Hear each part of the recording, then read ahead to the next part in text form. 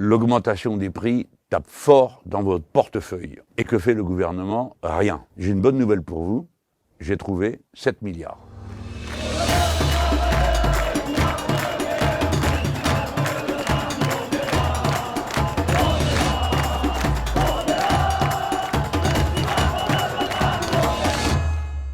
Donc vous vous êtes tous rendus compte que les prix augmentent sans cesse. Ça fait des mois que ça dure, ça fait des mois que le ministre Bruno Le Maire apparaît à intervalles réguliers à la télévision et dit je demande aux industriels, je demande au secteur de l'agroalimentaire, je demande ceci, je demande cela, de calmer les prix. Naturellement, ils n'en tiennent aucun compte parce que c'est la logique normale d'un système que lorsque quelque chose est possible, on va au bout de ce possible. Il est possible aujourd'hui d'augmenter les prix sans limite. Et par conséquent, ceux qui sont en situation de le faire, le font. Ils augmentent les prix et ils les augmentent en augmentant leur marge de bénéfice.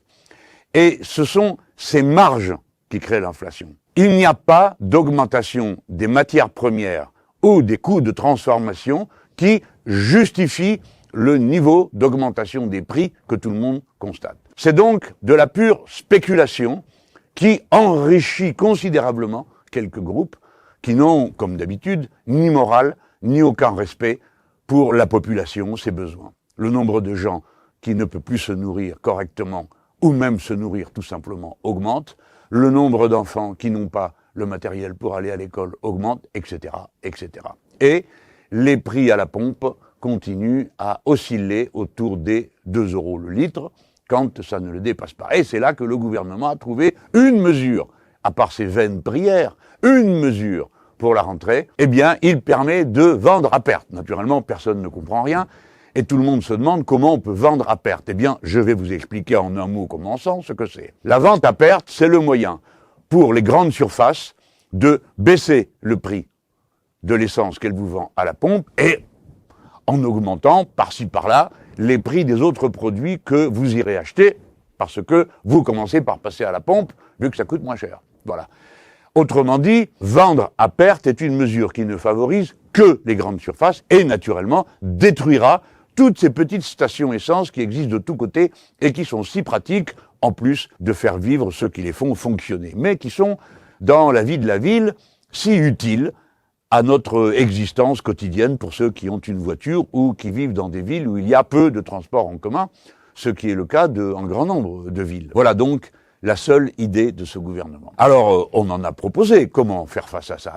C'est assez simple. Vous bloquez les prix et on bloque les marges. On ne se contente pas de les bloquer, on les diminue en disant pour chaque produit quelle est la part que l'on permet de prendre comme bénéfice. Voilà, c'est aussi simple que ça. Et ça permet de faire en sorte qu'à la sortie, ce ne soient pas les consommateurs qui soient plumés. Et qu'on ne vienne pas me dire que cela pénaliserait les petits producteurs, paysans, que sais-je encore, des gens qui produisent avant que l'on mette en vente. Parce que les prix qui leur sont payés sont dérisoires et n'ont strictement rien à voir avec celui que vous payez dans les rayons. Il est donc juste de dire, on va réduire les marges, et cette réduction des marges coûtera, oui, en effet, à qui? À ceux qui accumulent. Voilà. Et croyez-moi, ça ne les empêchera pas de faire des bénéfices, mais ça bloquera, ça limitera l'extension de ces bénéfices au détriment de la population. Je vous parle très sérieusement de ce sujet. Je vous demande de bien comprendre ce que je suis en train de vous dire. Si les prix augmentent, c'est par un effet de spéculation. Il n'y a aucun facteur objectif qui justifie cette augmentation des prix. Alors comment pourrait-on guérir les profiteurs de la mauvaise habitude d'augmenter les prix comme ça au-delà du raisonnable devant des populations qui ne peuvent pas se défendre? Il y a une manière fort simple là aussi de le faire. Il faut revenir à ce que l'on appelait autrefois, et qui fonctionne encore aujourd'hui, l'échelle mobile des salaires. C'est-à-dire, s'il y a 2% d'inflation, les salaires augmentent automatiquement de 2%. S'il y a 3%, etc., etc., etc. Et si on procède de cette manière, très vite, tout le monde voit l'intérêt qu'il y a à comprimer les prix, et en tout cas en évitant de faire des marges abusives, et on aurait dit autrefois usuraires. Alors je vous ai dit, j'ai trouvé des sous. Oh, c'est pas d'aujourd'hui que je les ai trouvés. Je vais vous dire où ils sont. Chaque année, la France paye une somme, c'est sa cotisation, au fonctionnement de l'Union européenne. Et chaque année, l'Union européenne reverse à la France, pour toutes sortes de politiques qu'elle privilégie ou favorise, de l'argent. Quand on fait le compte des deux, c'est-à-dire ce qu'on a donné et ce qui revient, on trouve qu'on donne 7 milliards de plus qu'on ne reçoit. Alors j'ai entendu dire, ah ben ça s'appelle la solidarité. Mais je n'en disconviens pas. Il faut qu'il y ait de la solidarité, bien sûr. Mais on ne fait pas de la solidarité quand soi-même on demande la solidarité. Pourquoi? Parce que la France s'enfonce. Et donc ces 7 milliards, nous pourrions dire, écoutez, à titre exceptionnel, cette année, la suivante, nous ne les donnerons pas. Nous les retirons de la facture et nous les utilisons à autre chose. Et bien sûr, on se retrouve dans 1 an ou dans 2 ans. Pourquoi j'insiste sur ces 7 milliards? C'est parce que non seulement ce n'est pas juste, quand on est soi-même en détresse, de donner plus que l'on a, parce que c'est ce que nous faisons, nous donnons plus que ce que nous avons. Mais aussi, c'est, à mains égards, totalement immoral. Pourquoi? Parce que les Français, qui sont la bonne pomme de l'Europe, payent pour ceux qui ne payent pas. C'est-à-dire qu'il y a des pays qui refusent d'augmenter leurs cotisations. Depuis que la Grande-Bretagne a quitté l'Union européenne, les cotisations de chaque État ont augmenté. Il y a des pays qui refusent. Et ce sont les Français, les bonnes pommes, qui payent la différence. Alors évidemment, c'est les Allemands qui en profitent le plus et quelques autres, comme d'habitude. Ceux qui ensuite viennent donner des leçons à tout le monde sur la manière de gérer les budgets. Alors, ces 7 milliards, c'est un chiffre. Oh, 7 milliards. Bon, alors qu'est-ce qu'on pourrait faire avec 7 milliards? Voulez-vous que je vous dise? C'est 200 fois le déficit des Restos du Cœur. 200 fois, m'entendez-vous?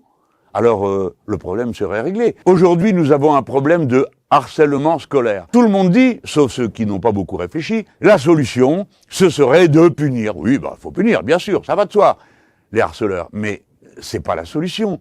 C'est un problème qui est plus profond, qui est plus enraciné. Donc, il faut du monde. Il faut que le jeune garçon, la jeune fille qui est harcelée puisse rencontrer un adulte pour en parler. Donc, il faut des infirmiers scolaires, il faut des psychologues scolaires, il faut un conseiller principal d'éducation, il en manque des dizaines. Il faut un professeur principal de la classe qui dispose du temps qui est nécessaire pour pouvoir échanger avec les élèves, faire le point de leur situation, etc. Eh bien, avec 7 milliards, on peut payer 150 000 professeurs ou personnels d'éducation supplémentaires. 150 000, m'entendez-vous? 7 milliards que nous donnons, que nous ne devrions pas donner, nous permettraient de nous payer largement le personnel dont on a besoin.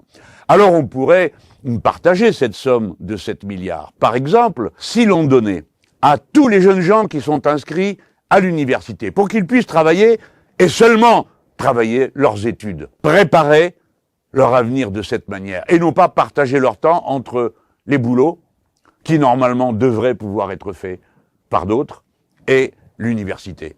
Eh bien, nous pourrions donner une allocation d'autonomie de 1 000 € aux 3 millions de jeunes qui sont aujourd'hui à l'université et dont nous avons besoin qu'ils soient à l'université et qu'ils apprennent et que leur niveau de qualification augmente. Et puis, il en resterait encore assez pour, par exemple, donner la même somme aux jeunes gens qui sont dans les lycées professionnels. Bref, c'est beaucoup d'argent. Cet argent est gâché. La France donne 7 milliards de trop à l'Union européenne. Elle doit donner sans doute plus que d'autres parce qu'elle est riche. En tout cas, le pays est riche, pas les gens qui sont dedans. Et j'admets l'idée qu'il y ait de la solidarité, mais pas jeter son argent comme si on était des riches, tellement riches qu'on pourrait se permettre de le donner de cette manière. Il y a 7 milliards disponibles, la France n'a qu'à les retenir et ne pas les donner à l'Union européenne en expliquant que sa situation est une situation d'extrême détresse. Si mon idée vous a plu, faites-la connaître, parce que sinon, ça continuera. Et si ça continue, c'est une honte.